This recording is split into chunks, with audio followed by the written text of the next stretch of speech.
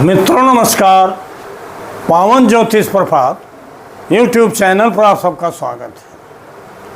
आज के वीडियो का शीर्षक है आपकी गरीबी का कारण है कुंडली में 5, 8, 12 भावों का वर्चस्व, the reason of your poverty.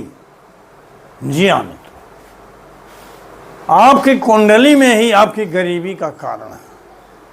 और गरीबी पर वीडियो कई बार मैं दे चुका हूँ, लेकिन यह वीडियो बड़ा ही उपयोगी है, बड़ा ही ज्ञानवर्धक है और ऐसे सिद्धांत पर आधारित है कि इसको जान जाएंगे तो गरीबी का कारण जान जाएंगे। और जब कारण पता चल जाता है तो उसके निवारण का कोई न कोई मार्ग मिल जाता है। आप सभी जानते हो और आप सभी भुक्तभोगी भी हो कि गरीबी से प्रायः अधिकांश लोग संघर्ष कर रहे हैं। बहुत से लोगों को कुछ इनकम तो हो जाता है, फिर भी इतना इनकम नहीं होता कि उनके खर्चे पूरे हो जाएं। आय अधिक कम और व्यय ज़्यादा होता है, आवश्यकताएं पूरी नहीं होती।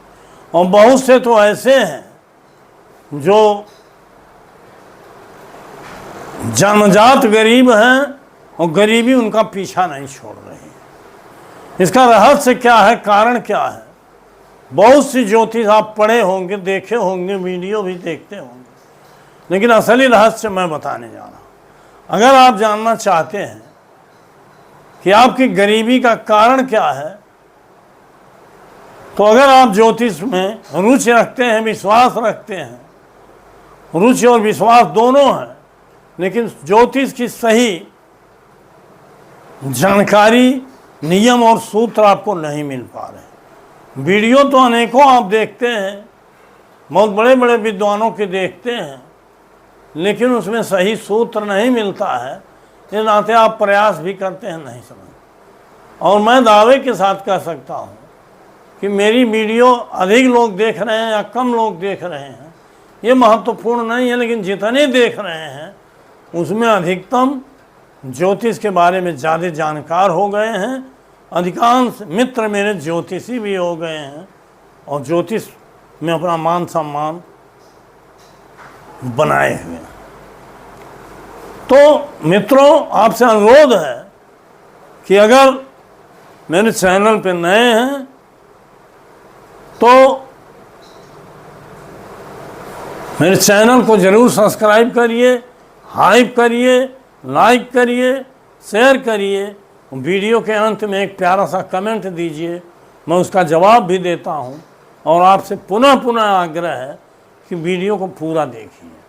वीडियो पूरा नहीं देखेंगे तो अधूरी जानकारी मिलेगी। मैं प्रायः लंबी वीडियो देता हूँ, किसी का बर्थ डिटेल दे के समझाता हूँ, लेकिन मेरे समझ में आ रहा है किसी का बर्थ डिटेल देने पर आप थोड़ा सा कंफ्यूज हो जाते हैं गणितीय प्रक्रिया में। तो मैं बर्थ डिटेल अब नहीं दिया हूँ, बल्कि सूत्र और नियम और फार्मूला बता करके हम उसमें प्रकाश डालना चाहते हैं कि आप आसानी से अपनी कुंडली को देख करके अपने हर समस्या का समाधान कर सकें। जैसे गरीबी प्रायः अधिकांश लोगों की समस्या है। आप अगर नहीं गरीब हैं तो आपके अगल बगल मित्र, पड़ोसी, रिश्तेदार तो गरीब मिल ही जाएंगे या पीड़ित बहुत ज़्यादा मिल। तो अगर इस विषय को आप जान गए तो बहुत ज़्यादा कल्याण इस समाज का कर सकेंगे, क्योंकि समाज का सबसे बड़ा अभिशाप गरीबी है, पावर्टी है। यहाँ हमने रोज़ की तरह प्रायः जो देता हूँ कि फिर लग्न आमलिक कस्प चार्ट मेष लग्न की कुंडली दिया है, और इसी पे समझाऊंगा कि कौन सी ग्रह स्थितियाँ या कुंडली में हमने लिखा है ऊपर कि 5, 8 और 12 इन भावों का वर्चस्व होता है तो गरीबी उसका कारण बनता है। वह कारण बनता है गरीबी का। अब 5, 8, 12 ये भाव 8वां 12वां तो आप सुने होंगे लेकिन पांचवें के बारे में आपको भ्रम होगा।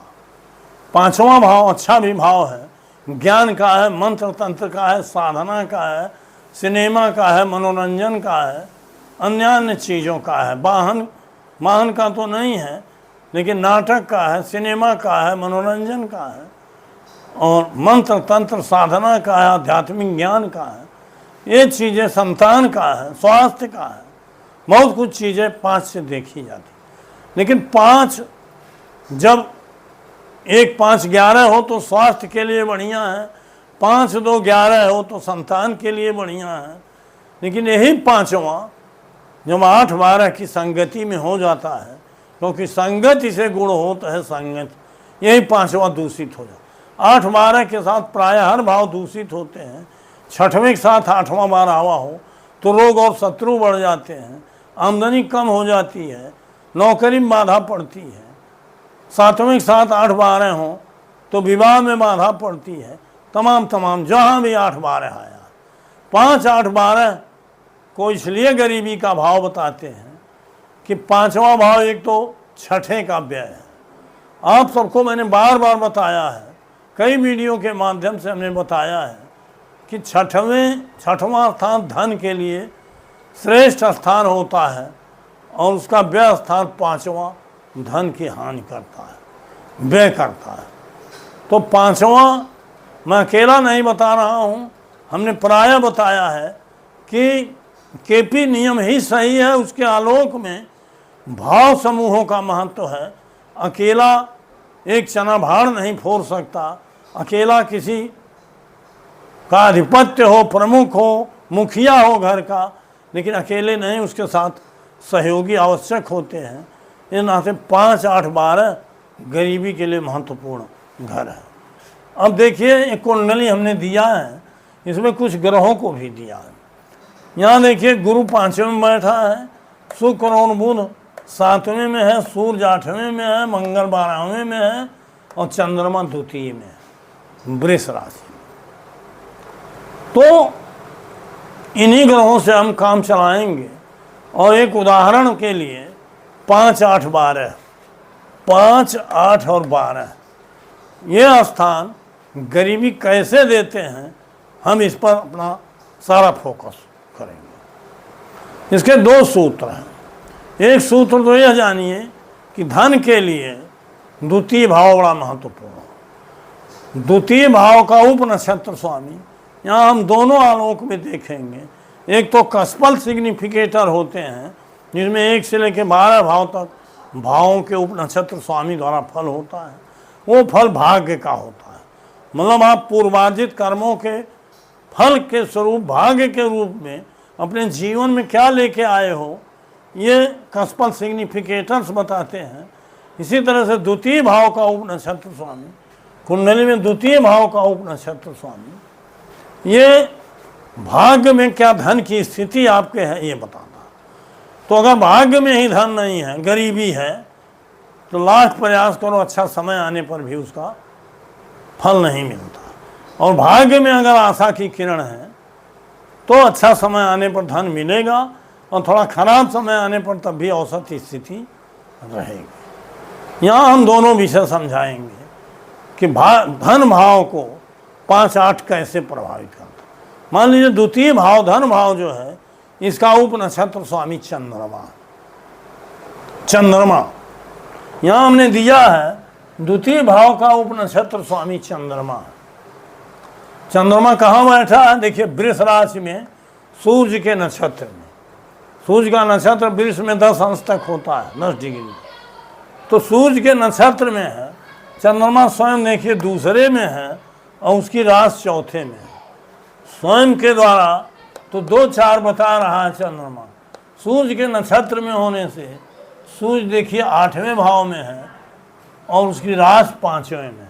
सूर्य 8 और 5 को बता रहा है, अर्थात चंद्रमा 2 4 तो बता रहा है, 2 है धन के लिए 6 10 2 11 भाव, और गरीबी के लिए 5 8 12। अब यही द्वितीय भाव का उप नक्षत्र स्वामी अगर सूर्य के माध्यम से 6 10 2 11 बताता तो भाग्य में धन लेके आप आए हैं।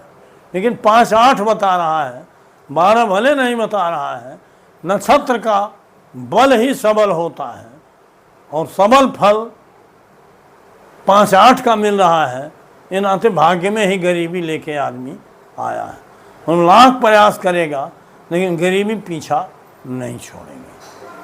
तो एक तो द्वितीय भाव का उपनक्षत्र स्वामी भाग्य में बता रहा है, और दूसरे अगर महादशा स्वामी में भी वही चीज़ें आ जाए तो निश्चित रूप से गरीबी की मार बहुत ज़्यादा पड़ेगी, उसके लिए परेशानी पूर्ण हो जाएगा। अब इस कुंडली में शुक्र की महादशा है, मान लीजिए, किसी का बर्थ डिटेल दिया नहीं हो, समझाने के लिए नियम को समझिए। शुक्र इस कुंडली में देखिए तुला में है।